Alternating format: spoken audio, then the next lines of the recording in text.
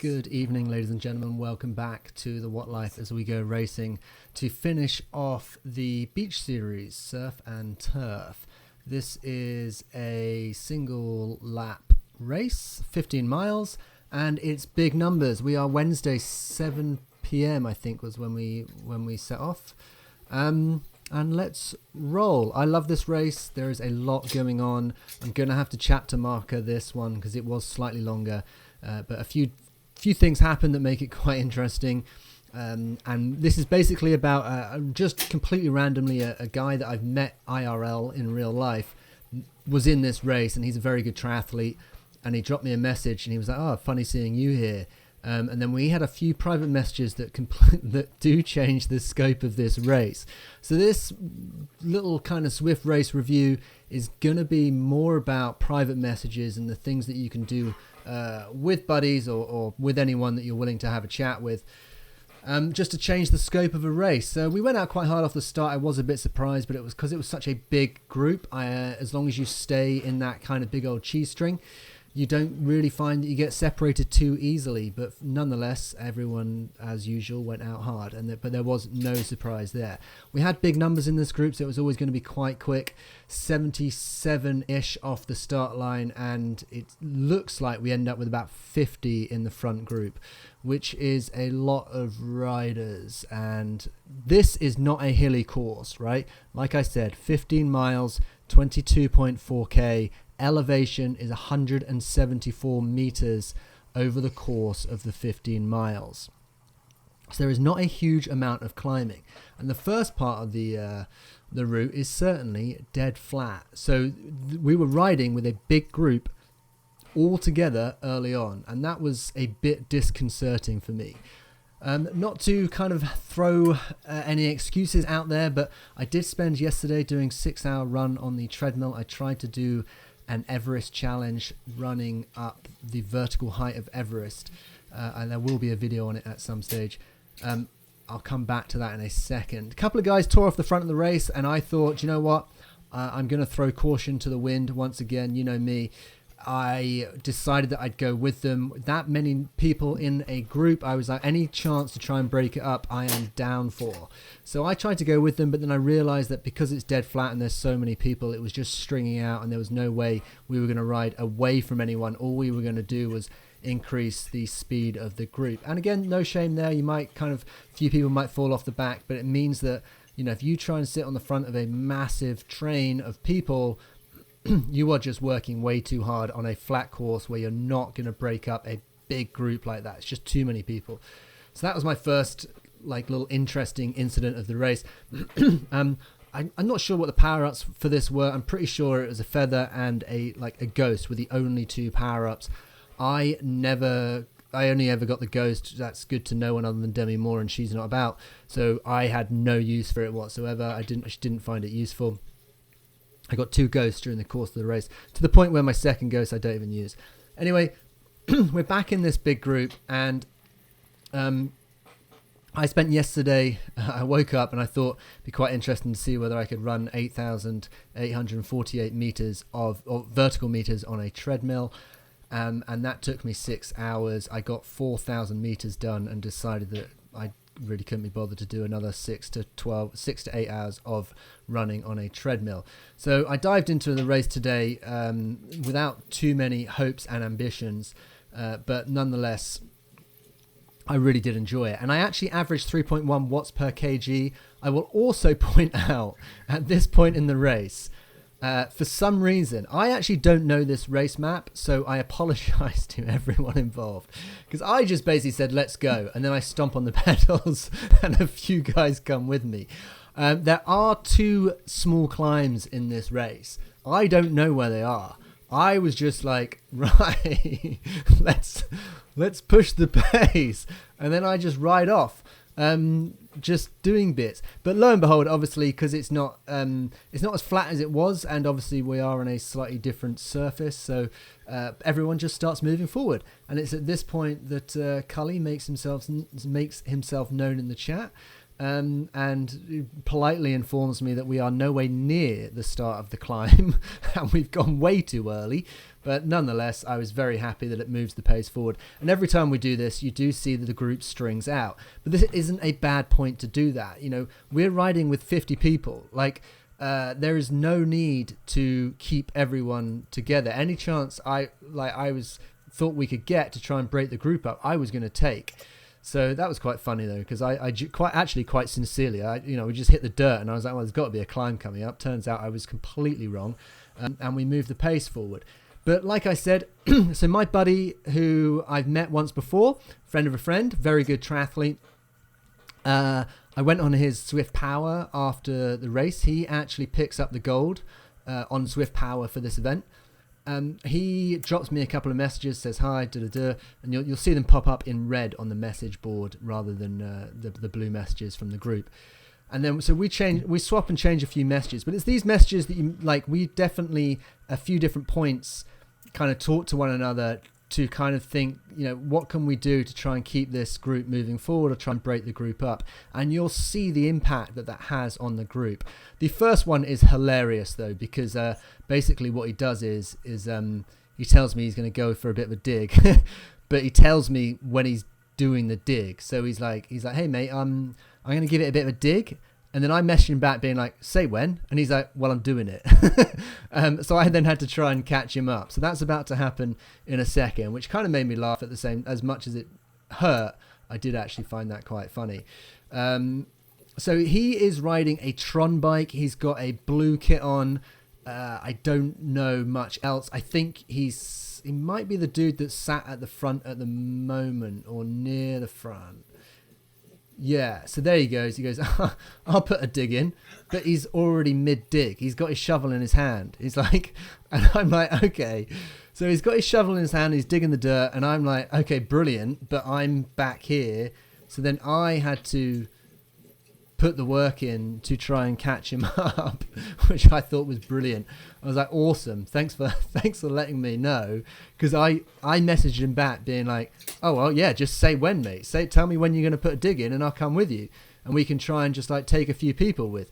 Lo and behold, he got like a 50-meter start on me, so I had to kind of work up, which was really hard, I will point out. So that did not help my overall performance for the race.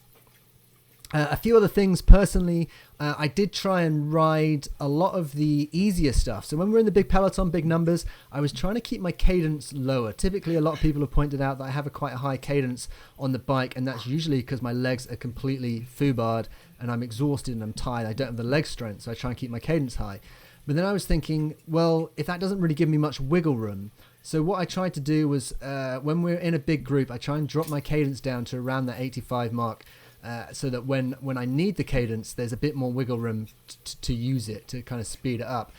It's at this point that Ron, who is there, who we've just passed in that blue kit, he's at the bottom of the screen now. It's at this point that Ron tells me to take the lead, so I'm happily kind of putting a bit of pace on. And, credit to us, or credit to him, Ron, he takes the win for the race on Zwift Power. I think on the actual Zwift Race, I think he comes in third, but on Zwift Power he gets bumped up to first. But we do break the group up. You look at the mini map and people are dropping off, and there's a bit of blue sky between a few different parts of the group, and a lot of that comes from Ron absolutely stitching me up and telling me he's going to have a dig and then just leaving me in the dust, and then me having to work up and catch him. So in many respects he might as well have not bothered telling me. But nonetheless, it does the job, and it's at this point that I realise that we're 7 miles in with 7 to go, and I'm hurting a little bit, to put it that way. I am going to skip little parts of the race because we don't need to see it all, but nonetheless, it is quite interesting, if not a little bit funny, at my own detriment, So that was the first time. So once we get to this point, I then get in the chat, and this is a bit cheeky of me because I'm sat on the back of the group. I say, let's push the brake. Look at the mini map now. There is blue sky between us and the guys behind. Absolute blue sky, right? So we've got a brake pack. We need to keep that brake. So if we get comfortable, we are not going to hold it. To be fair, I do move up a little bit. So, that wasn't me being completely useless, just asking everyone for a big old toe. So I think Ron then dives in and says, right, we're going to push the hill as well. He says, can we push the hill? I was like, all right, well, we got to do what we got to do. So I think this is like a really interesting point. If you have a tactic, if you're feeling strong, I will add I'm 77.5 kg, I think. And Ron is 67 kg on Zwift Power. Let's break it up more. Here he goes. Look, he's not happy. He averages 3.4 watts per kg for this ride, right? 67 kg rider, so, doing the climbs. This was his strong point. I'm a little bit heavier than him, 10 kg heavier, and I averaged 3.1 kg for this ride. But bear in mind, my world falls apart at the top of the last climb, so I kind of limp in. So a little bit of that kind of my average wattage is kind of sacrificed, shall we say. Anyway, Ron then is more than happy to put a bit of a dig in again as we do this climb, and I'm just trying to keep the group moving forward, trying to stay on Ron's wheel, I guess, trying to kind of make out like it's an easy ride for me too and everything's all jolly. I have no idea how long this climb was lasting. I did definitely notice that my heart rate wasn't hitting the high 160s into the 170s because I was just a little bit fatigued after just yesterday's 6-hour session on the treadmill. But nonetheless, it felt good. And to put in 3.1 watts per kg on a day when you are not feeling... It's not like I didn't feel good. Just my central nervous system and my body just wasn't really kind of tip-top, as you can imagine.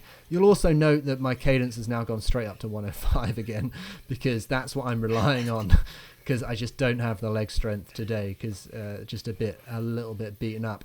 But we're leading up the climb nonetheless, or thereabouts. It's at this point when things start to go a little bit wrong.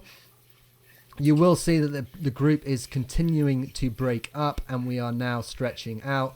In terms of kind of knowing where we are on the map, I've got no idea.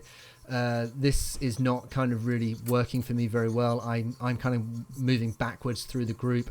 I am desperate to hold on to this front group. That's my only goal, is like just hold on to the front group, be in it once we get off this climb, and it's not like a intense climb, but it did feel like it went on for a while.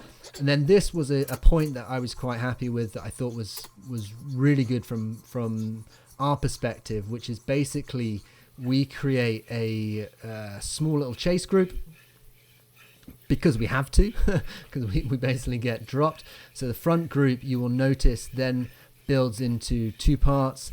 And this is one of those moments that's make or break, massive make or break moment, which is either you completely drop off this front group, right? These are your options: completely drop off this front group, move back to a chase group, and chances are you will never catch this front group again, and you can just ride in the chase group, or you can dog like anything, and then try and catch the nose of the front peloton. And you'll see now that it looks like there's two groups, right? It looks like our lead group has broken into two, and so this was my make or break moment. This was my hero moment, where we just about managed to keep the wattage high enough to ride back on to the front, and I was happy with that. I thought that was a tense moment for me, because that could have been over well before it needed to be, with 4.5 miles to go, and that would be a sad point to fall off the front. But then what that did do was create a lead group, and then we basically sat in that lead group until we got to this climb, and this is the last climb, and this is where it all goes wrong for me. So I just thought I'd throw it in there to show that my heart was in it, but I just couldn't quite hold on. So we're moving up through the hill, obviously got the ghost, and this, like I said, absolutely pointless, unless you're Whoopi Goldberg. I don't know where these references are coming from. And it just wasn't the one for me. A few guys using their feathers to stay on the group. I would have loved to have a feather, because I feel like if I had a feather, because you can hear me working, right? You can hear how hard I'm trying to work. If I had a feather, like it might have helped me. Just, you can see like where the bulk of the group is, even though it is breaking up, like whether that would have helped me just get over and just been able to hold that wheel. Because this is the point where I'm done. Like this is it, and that's basically it. I can't quite hold that anymore. Like, I'm trying my hardest just to stick with this little bunch, and I don't know, like it's like a matter of meters, right? Like just trying to work up, and then, but they're just not quite coming back to us. And it didn't help that obviously if you look on the mini map, you can see there's a few more turns, and then obviously you go over a bridge. There's got to be a downhill somewhere, so we've got to be close to the top of this climb, or I felt like that. I just didn't know where the top of the climb was, couldn't quite work it out, but this was about it. And then so this turns into my solitary ride over to the finish line. All I managed to do is hold this position over to the finish. So that's it for today, guys. Like there is no grand hurrah. Ron does manage, like I said, he takes the gold on Zwift Power, comes away with a bronze in the race itself on Zwift, but then obviously with heart rate monitors and other whatnots on Zwift Power, or registering on Zwift Power, he's ranked as a winner for the race. I do have a quick look at my power curve for the event. Like I said, I held 3.1 watts per kg for this ride. Really happy with it. I thought that was pretty over the moon with that, all things considered. I do feel like I'm making progression as a cyclist. I feel like I'm holding high heart rates for longer. And then you will have a quick look at my power curve, and you can see that the 20-minute, like I'm just, I'm there or thereabouts, guys. Like I am kind of like touching distance of like that kind of critical power, and like, I feel like, if I had a rest day, then I would be able to bump my numbers up. So we're moving in the right direction. I will see you guys on the next one.